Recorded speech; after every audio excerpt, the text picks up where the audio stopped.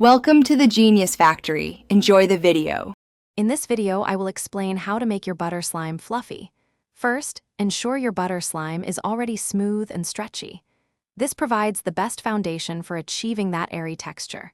Next, we'll introduce a key ingredient, shaving cream. Adding just a small amount will begin the transformation, making your slime noticeably softer. Finally, we'll focus on incorporating air through specific kneading techniques. Now, let's get specific with the shaving cream. For every cup of butter slime, aim for about 1/4 cup of shaving cream. You can adjust this slightly based on your desired fluffiness. Gently fold the shaving cream into your slime, working it in slowly. The goal is to fully incorporate it without deflating the air bubbles we're trying to create. Take your time and mix until it's uniform.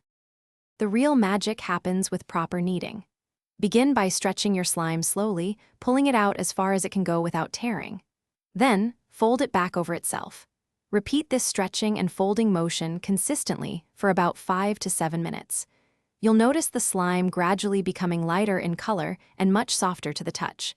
This continuous action traps air, giving it that wonderful, fluffy texture you're looking for. To keep your fluffy butter slime perfect, always store it in an airtight container. This prevents it from drying out and losing its amazing texture. If it ever gets a little sticky, just add a few drops of slime activator and knead it in. It'll be good as new. And speaking of bringing things to life, check the description for a link to the Echo Dot smart speaker and other great deals. It's a fantastic way to enhance your home with smart technology. Thanks for watching. If you found this helpful, don't forget to like and subscribe.